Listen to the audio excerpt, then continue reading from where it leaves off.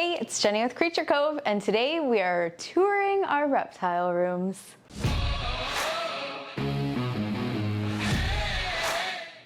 All right, so let's get into this tour. But before we start, I want to do a really quick little disclaimer. I love my reptiles and my other pets. I love having lots of them. Do I think everybody should have lots of pets? No. I do this because I have the time. I'm basically a stay-at-home mom. I do have another part-time job. I work at a horse farm taking care of other furry four-legged friends, but it's literally across the street from my house. And because I love animals, I include that as part of my little gig here. But honestly, the rest of my days are spent cleaning these guys, feeding them, handling them, socializing them. And then there's, of course, taking care of my 3 kids and my husband. And while I wouldn't have it any other way, it's definitely not for everybody. So if you're thinking about venturing into doing something like this, please make sure you do your research first. Make sure you have the funding for it because it is not cheap, and definitely make sure you have the time for it. So that was just my quick little disclaimer that, this lifestyle, it's a lifestyle. You got to get this to fit into your life because it will take up a lot of it. So anyway, that was my quick disclaimer. Let's move on to the rest of our tour. Okay, so here we are in the living room, and we're going to walk into the reptile room, which is also a Four Seasons room. Let's go.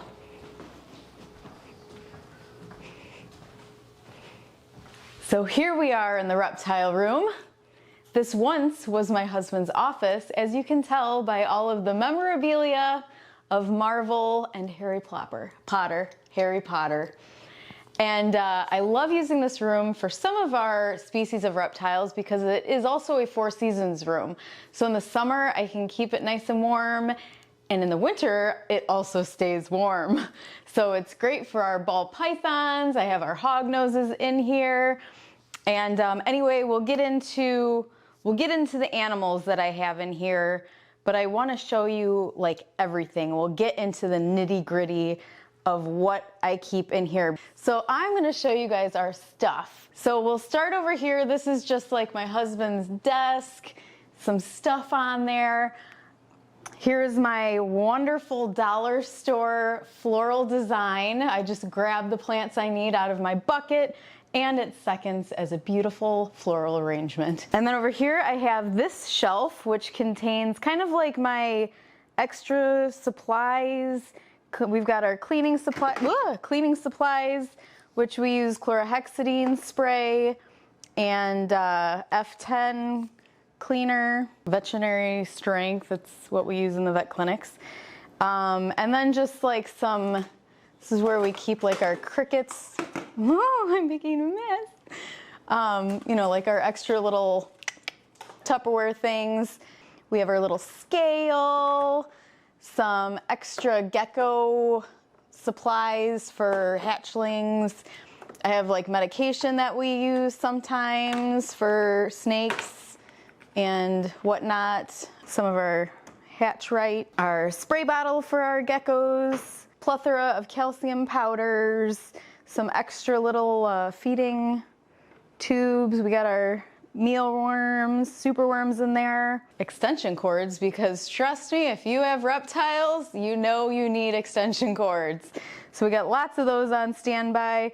We got our gecko shoebox bins, peat moss, stuff and things. That's an empty box over there, but I'm very sentimental. That's where I got my Chihuahua geckos. They came in the box and it still says Chihuahua gecko, so I felt like I needed to keep that for a while. And then we have at the bottom some extra cork bark vines, little flowery tree things. So that's basically what this rack is. We go through a lot of Repti-chips, so I've got large stash of it. It's probably not that large. I talk like I have a ton of animals, and compared to a lot of people, this is really nothing, but like, this probably isn't that much. But, for some who only have a few, 1 or 2 snakes or geckos, this is a lot. So we do have our Reptile chip, which we get from expos because you can get a lot more of it for cheaper. Some more extra stuff in here. We keep like our infrared ceramic heaters and extra heat pads and moss we've got for our humid hides. Directions to stuff. Oh, aluminum. If I'm ever doing a how-to video and I mention aluminum tape or foil tape, that's this.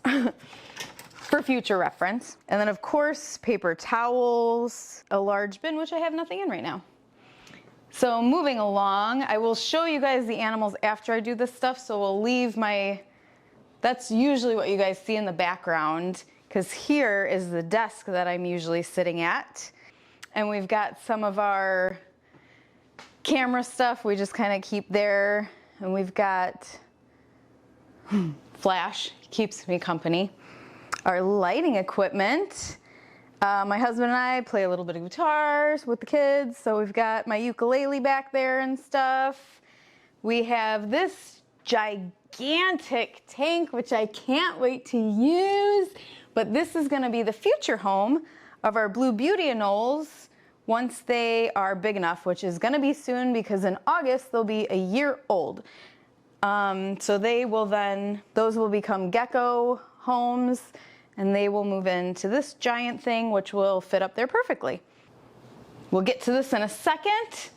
Up here, we keep our extra supply of like those we use for the little guys we use for hatchlings sometimes. Before I found the shoebox bin thing, which I absolutely love, we'd put the hatchlings in the smaller Exoterra tanks, and then we got like some 20 gallons, some 5 gallons, some 10s, a plethora of extra stuff in case we end up with a surprise animal. And then I should let you get, I'm gonna let my husband back here so he can get a quick shot of our system that we have in the back for the heating and lighting. We have, I know it looks messy, but it's organized chaos, I promise. So each tank has their own thermostat hooked up. And then I kind of, keep the thermostat right behind the tank so I know who it belongs to. And then we had that strip back there, which I just plugged everything into. So it's very handy, it's very nice. Moving right along, when it's not humid out, I have a humidifier that I will plug in and humidify this room because we can close off the doors. So like this room is its own entity. It's its own space. I can do what I want with it. So we'll close the doors and then I'll turn the humidifier on and it will humidify the air. I make homemade leaf litter across the street at the farm. We have a bunch of oak trees. So I boil them. Oh, the kids hate it. It stinks up the house, but I will boil down the leaves and make my own leaf litter. And this tank is another lovely tank that's huge. I'm going to be moving one of our ball pythons into there soon. It cracked in the side, so I had to fix it. It's dry now. We'll be moving them soon. And then I have this very cool radiant. Is this radiant? It's a radiant? Yes. It's a radiant heater. So on the chilly cold days and nights, actually all winter we run this and we keep this room at between 75 and 80 all winter long. And then when it gets chilly at night, sometimes I'll run it just to keep it at least at 75. And then our fan, if it gets ridiculously hot in here, we'll open the doors, blow the fan so fresh air filters through here, because with the sun blasting on this room, it can get toasty warm quickly. So it's like I said, it's all day. This job is all day. I am constantly looking at the thermometer and hydrometer that used to be sitting right on the desk. I don't know where my husband moved it, but oh no, I ran it down to the gecko eggs to make sure it's not getting too warm down there. So anyway, so normally I have a heater or a thermometer, hydrometer in here. I check that. I feel like all day long, because I mean, we're right off of the living room, so I'm either in this room or I'm passing by the room, so I can monitor it all the time, and I do. Moving right along, let's get into the animals. First, let's go back here quick, because this will be a quick one. These are we have 3 blue beauty anoles. So we have one female in here and a female and a male in here, which we were assured, they've been together since they were very little. And we got these guys from Ron St. Pierre in Florida. And so we're very excited about these guys. I'll do a video on them probably when I switch them into their big tank. But so we've got a pair and an extra, which they will all go together in the big tank. So we've got these guys, which is what you guys see in the background when I'm sitting here. Okay, so now let's move into our wall of friends here. So in our right, in our upper right-hand corner, we have one of my favorites, which you guys have met in another video. This is a ball python. Why are you looking at me like I'm food, dude? So here we have Zingo. Zingo is a banana cinnamon morph. He's a ball python, and he is one of our grow outs for a future breeding project. But I know banana, some people are over banana, but it is just my favorite morph. I love it so much. I am not a huge ball python person. He just happens to be my favorite because he's the sweetest and I love him so much. And the ball python projects are mainly my son Jake's, who is 12, and he's just always loved ball pythons. So I was like, you know what? I have plenty of my own animals and I will never say no to my kids when it comes to animals. I was raised to where I was able to have a lot of things and I learned a lot that way. So anyway, this is Zingo and he is our banana cinnamon morph ball python. All right, and housed right next to Zingo is his new girlfriend that we got a few weeks ago named Zora, and she is a banana fire pinstripe morph, and she is very, very cute. We got her from Dynasty Reptiles, and my favorite thing about her is her very cute little face. She doesn't have much of like the duckbill look. She's got that very cute, tiny little face, and she is doing very, very well. She's acclimating well. And soon she will get a larger enclosure once she's eaten plenty of meals, and I'm confident that she's gonna do great. All right, and right next to Zora, we have Lotus, and Lotus is one of our Western Plains hognose snakes, and she is my favorite hognose that we have because she, so far, does not bite me, but she is very, very sweet, and she is growing big. Like when we got her, she was teeny, teeny, tiny. And now I think she was also born in, no, she was September of last year. So she'll be a year old in September, but she is growing very well. And she's not a spicy girl at all. I love her tremendously. And we're lucky enough to where all of our hog noses are super food motivated. They eat every time, all the time for me. These guys can be super picky and sometimes hard to get to feed, but everybody's on frozen thawed and doing great, and she is just a joy. I let her crawl all over me all the time, and she's just so fun to watch. But yeah, so this one's Lotus. Oh, I should mention she's a normal. She doesn't have any special morphs. This is just what you would see in the wild. Totally normal and my favorite. Directly below Lotus, our Western Plains hognose, is our sweet little Lavender, who is also a Western Plains hognose. She is our beautiful Lavender morph hognose, which she came from Tom Harbin and over at Tom Harbin Reptiles. And I just love her. She has the cutest tiny little face. It's just so little, and then her little curved up nose. I just love her to pieces. She's very little. She's actually the same age as our other one up here, but just much smaller. But she's got her beautiful lavender belly. Those little, they're purple. They're actually like a purple color. I know you probably can't see it on camera very well, but that's why I have the black behind it. Hopefully it'll sort of show. But she's got her little patterned purple checkers there, and she is just stunning. I love her to pieces. So yeah, that's Lavender. Okay, so right to the left, if I knew my directions, right to the right of Lavender, we have Dirtmeister, Derp for short.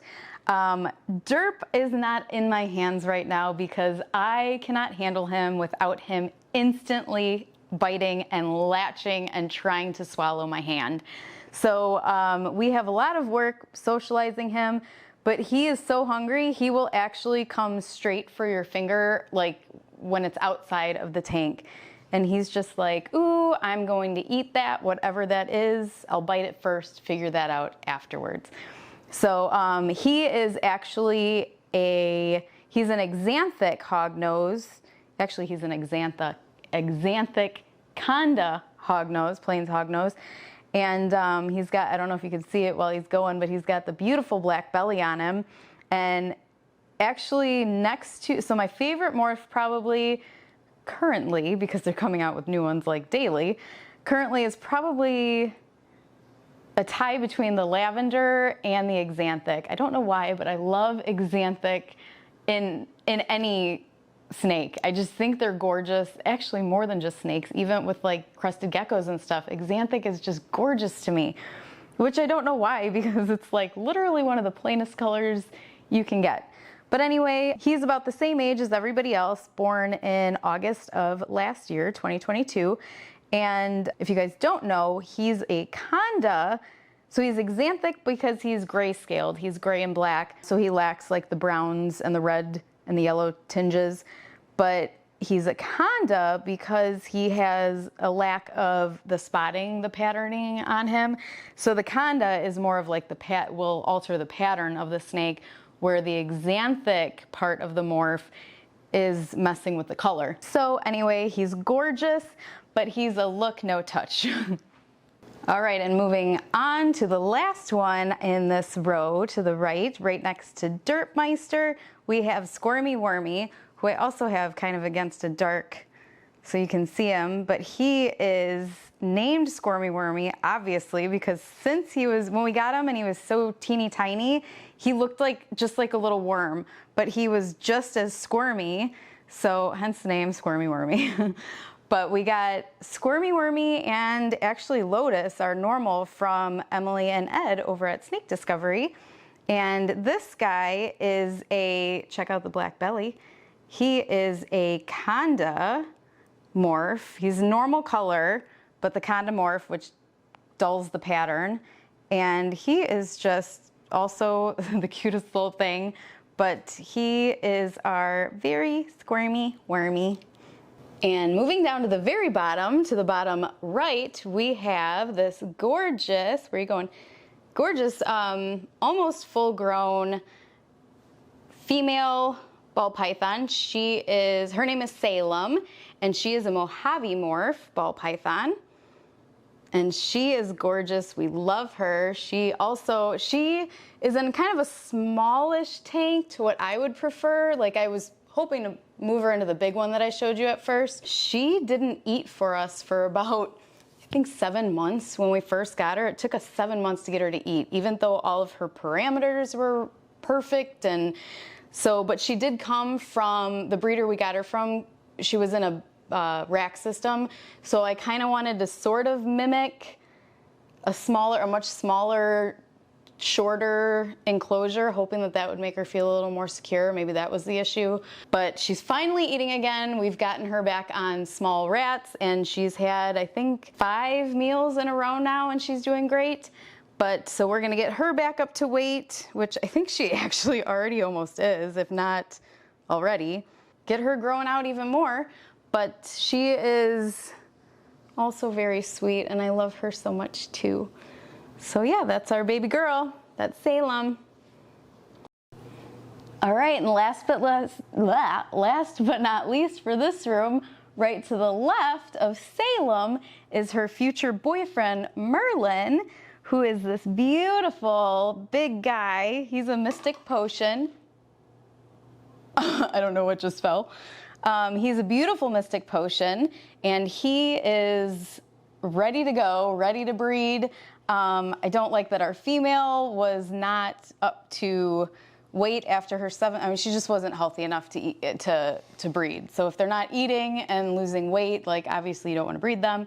But he is, I have him on my legs because he doesn't stop moving. He doesn't know he's a ball python. He thinks he's a dog or a cat, and just like, if you lay down, he's just like all over you all the time.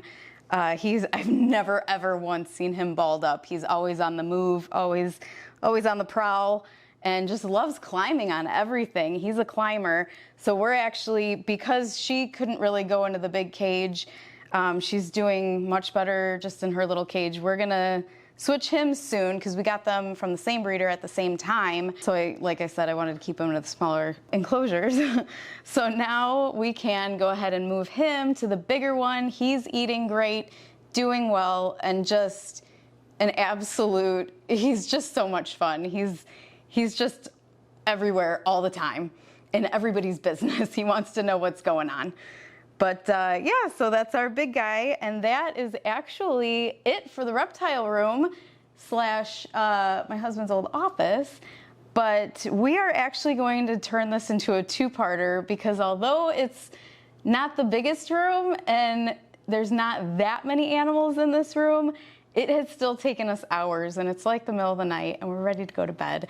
So we will turn this into a two-parter, and I'll even add an extra bonus in for the second video of our quarantine setup in the basement where we currently have somebody residing, and also where we incubate our crested gecko eggs at. Yeah, that's it. We'll get the rest of the 2/3 rooms done next time, and we will see you. Bye.